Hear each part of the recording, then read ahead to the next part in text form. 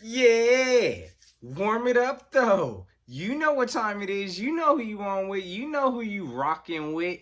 It's your boy Philly Notion. Notion gang salute. You already know. Check the 4K. Ain't a stain on it. Belt check. Yep, we in there. We in there, gang. You already know. If you new to this ride, make sure you go hit that subscribe. Again, make sure you go hit that subscribe and activate that notification bell just so you live with all the Notion vibes. You already know. I appreciate all the love and support, gang. Ain't none of this possible without your help and your push. So again, I appreciate all the love and support, gang. Y'all make sure y'all check that link below for that $50 gift card. Because, again, as soon as I hit these 500 subs, it's on activation. So, go and check the link below for that description because y'all already know what it is. So, again, gang, y'all already know what we're here to talk about today. Let's talk about this official business in this NFC East. Let's talk about the question, which is who's going to have the best, or let's say who's going to be the most all-purpose for the running back group within the NFC East. Let's go and talk about it, gang. Warm it up style. Y'all know who you're on with. You're rocking with Philly Notion. Let's go and get it, gang. All right, gang. So before we dive into each specific running back, I think we need to take a look at how each running back is used in each different situation in the NFC East. So let's first start with, let's start with our position. So which is the Philadelphia Eagles. So we know we have Miles Sanders. Now last year, he was used within a running back committee style, which featured him, Jordan Howard, Boston Scott at times. It was a rotation committee style. So we generally take the committee approach. We'll see how it works this year, but that's generally how the Eagles operate the running back style. Now moving on next to the Dallas Cowboys. The Dallas Cowboys have a featured back. They normally their engine evolves around Zeke. So everybody's pretty aware of that. They have a featured back in Dallas, which they push all of their offense through Ezekiel Elliott. Okay, now let's move on next to the Giants, which the Giants also have a featured back in Saquon Barkley. Pretty decent back, which again, they feature their offense pretty heavily around Saquon Barkley. Now let's talk about the Washington Redskins. They have no clue what they're doing because they're trash. But they have Adrian Peterson, respect to the legend. Eventually he'll be in the Hall of Fame. However, Washington, you're wasting Adrian Peterson's time. Let that man retire. I believe they try to feature him as a back, but honestly, Washington doesn't know what they're doing. Washington also recently invested a first-round pick in running back Darius Geis not too many years back. So we'll see if he takes a step towards getting a hold on the starting position. I believe he's coming off some injuries, so we'll have to see. But definitely, Adrian Peterson is backwash. He needs to go ahead and hang the cleats up. He's beyond washed. So definitely we'll see with the Washington, how they operate. Normally, they try to have a featured back. So let's now put in perspective who has the best possibility to get the most all-purpose yards. Now, when we break down the Dallas Cowboys, again, Ezekiel Elliott, hey, let's go ahead and put it where it's at. He's pretty nice in the backfield rushing. He's pretty consistent at putting up 1,000+ yards each season in the rushing category. Pretty solid, okay, as far as the receiving, even though, we know Dak is trash. But he does have to take a lot of the dink and dunk throws that Dak throws, and he takes them pretty chunks from time to time up the field. So in that regard, sometimes Zeke can make a positive impact in that. Now, mind you, they have a new coach now who is Mike McCarthy, which is going to bring a totally different system to Dallas.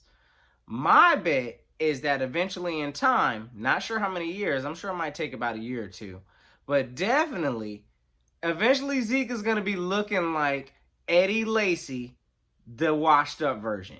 And I'm talking that real healthy Eddie Lacy. Let's talk it like that. So my expectations of Eddie Lacy this year, I'm sorry, I called this man Eddie Lacy. I meant to say Ezekiel Elliott. My expectations of Ezekiel Elliott this year is that he may eclipse 1,000 yards rushing. I don't think he'll have the same impact in the passing game just because I don't think Dallas knows what their offensive scheme they're going to currently run. I don't know if it's going to be pass heavy or if it's going to be run heavy. But whatever the case, it's going to be different, and it's going to be something that Zeke is going to have to adjust to, and I don't know how that's all going to work. So I bet that Zeke is going to decline this year. That's going to be my bet. I don't think he's going to put up the same numbers as he put in the past, but we'll see how it works this year. Zeke is talented, but hey, we'll see how it works because he's going to be under a new system. All right, gang. So next on this list, we have the New York Giants, who, again, they feature Saquon Barkley as the running back. Now, Saquon Barkley, okay, I believe he's going to continue to be their workhorse in the New York Giant uniform. Now, this has a lot to do with their organization, just how it's ran. Dave Gettleman makes a lot of their decisions, and they put a lot of value and a lot of resources in Saquon Barkley. So, with that being said, even with them having a new coach, a lot of their drive comes from their top management, which is the Giants' philosophy, I guess. So, they're going to continue to run the ball, whether they succeed or they fail at it. So, Saquon may continue to have the same consistent year that he's had this year, regardless of the coaching system that they're getting. Now, one of the things to keep in mind with Saquon Barkley is that he did have a decline in receiving yards when Daniel Jones was throwing him the ball versus when Eli Manning was throwing him the ball. That may be saying something about Daniel Jones and him not maybe pushing it or looking at Saquon maybe more or less up the field versus Eli Manning when he was. But definitely Saquon, I think, is still going to carry a more heavier stat line in the rushing category than in the receiving category this year. Now, we'll see how, this new coach comes in and wants to operate. Maybe they do get more pass heavy and start passing it to Saquon. But again, I think the Giants are going to stick true to their Giant philosophy and continue to run Saquon regardless if they fail or succeed. So I think Saquon, again, very talented. He will definitely have probably a consistent 1,000-plus rushing year. Now, whether that'll make him the most all-purpose, I don't know how effective he'll be in the pass game. We'll have to see. All right, gang. So next on this list, we have the Washington Redskins. Now, again, they have Adrian Peterson and Darius Geis. They can't even figure out their rotation that they use for the running back position. Next team. All right, gang, so now you already know who we about to talk about. We about to talk about where we're going to put some respect on it at. So, let's talk about Miles Sanders. So, last year was a rookie, had a pretty impactful year as a rookie. Now, mind you, gang, I understand he didn't have a great rushing total, but that was, again, because we used running backs by committee. But he definitely made a pretty significant impact in our receiving game. So, one of the things we also have to understand with Miles Sanders also, again, he was a rookie. Take a look, just of how our history serves us when we transition over to new running backs. This goes all the way back from, when Deuce Staley was playing. Definitely, at that time when he was in his prime, we also brought along Brian Westbrook, in which Brian Westbrook became our lead horse.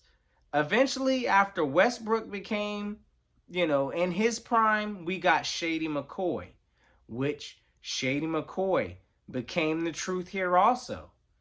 Now we have Miles Sanders. Now it's taken, he started off just like they all did, behind somebody, which was last year was Jordan Howard.